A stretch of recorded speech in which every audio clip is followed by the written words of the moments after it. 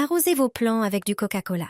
Les plantes commenceront à se plier sous le poids de leurs fruits juteux et gros. Le coca agit comme un amplificateur naturel. Je ne croyais pas en l'efficacité de cette astuce jusqu'à ce que je l'essaie moi-même. Les feuilles des plants deviendront plus sombres, plus fortes, et les fruits plus pleins et plus aromatiques.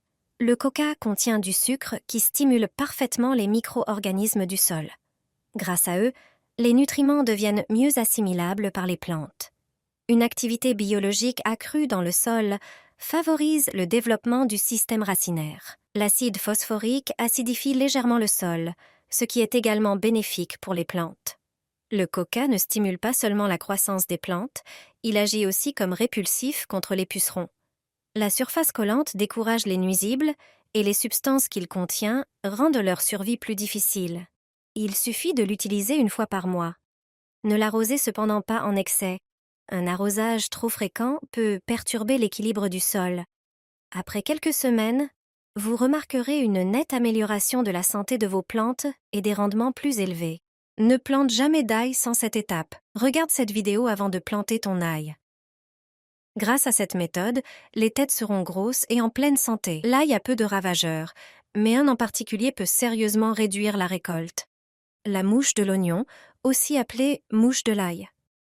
Elle sort du sol au début du printemps et pond ses œufs sur les jeunes pousses d'oignons et d'ail. Les maladies fongiques peuvent également endommager ta culture. C'est pourquoi il est essentiel de protéger l'ail dès la plantation. Commence par préparer le sol. Si tu as de la cendre de bois, répands-en à l'endroit où tu comptes planter ton ail.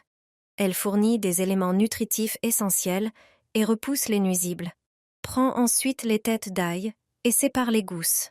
Ne garde que les plus grosses et saines, et jette celles qui sont abîmées ou trop petites. Dans un récipient, verse 1 litre d'eau et ajoute une cuillère à soupe de sel. Mélange bien pour dissoudre le sel.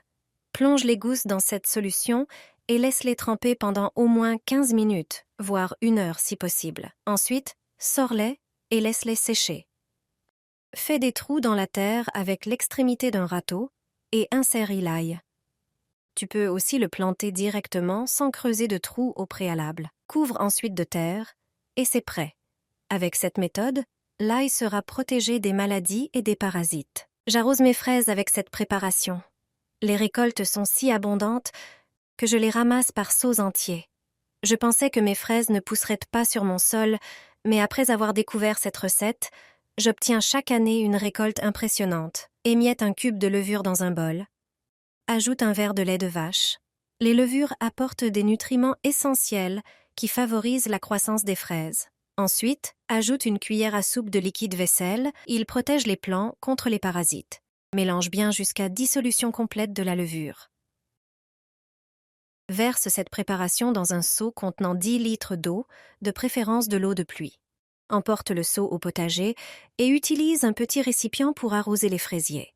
Cet engrais protège également les plants contre les maladies et permet aux fruits de devenir gros et juteux. Grâce à cette méthode naturelle, ma récolte est toujours abondante et je remplis mes seaux de fraises tout au long de la saison. Place une pomme de pin dans les fleurs que tu as chez toi. Tu ne perdras plus aucune plante en pot. Voilà comment fonctionne l'astuce de la pomme de pin. L'entretien des plantes ne nécessite souvent ni produits coûteux ni traitements compliqués. L'arrosage est un élément clé de la culture des plantes, qu'elles soient d'intérieur ou de jardin. Cependant, il est parfois difficile de doser correctement l'eau. L'astuce avec une pomme de pin est simple, écologique et accessible à tous. Il suffit de placer une pomme de pin dans le terreau et d'observer ses écailles. C'est important à cause des mouvements naturels de la pomme de pin. Lorsque la terre est humide, ses écailles se referment et lorsqu'elle est sèche, elle reste ouverte. Ce mécanisme naturel indique parfaitement aux propriétaires des plantes le moment idéal pour arroser. Dans cette méthode, seule la pomme de pin est essentielle. Peu importe son espèce, car toutes possèdent le même mécanisme de défense naturelle. Cette astuce te facilitera l'arrosage de toutes tes plantes. N'hésite pas à l'essayer. Une cuillère à café suffit. Même la plus faible des orchidées reprendra vie et fleurira.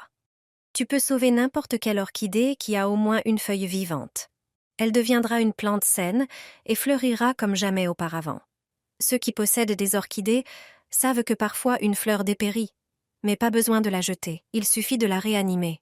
Commence par enlever toutes les feuilles jaunes et les racines pourries. Prends de l'ail, prépare 4 gousses et coupe-les en petits morceaux. L'ail est un antibiotique naturel et les orchidées adorent cet engrais. Mets les morceaux d'ail dans un bocal d'1 litre. Verse de l'eau tiède dessus. Ajoute une cuillère à café de miel. Le miel protège les plantes des agents pathogènes. Mélange bien. Ferme le bocal et laisse reposer pendant 4 heures. Ce mélange d'ail et de miel peut sauver n'importe quelle orchidée. Après ce temps, filtre le liquide dans un récipient plus grand et ajoute 1 litre d'eau claire.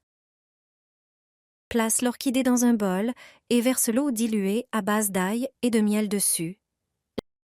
Laisse tremper pendant 23 minutes. Ensuite, retire-la et replante-la dans un pot. Arrose-la avec l'eau utilisée pour le trempage.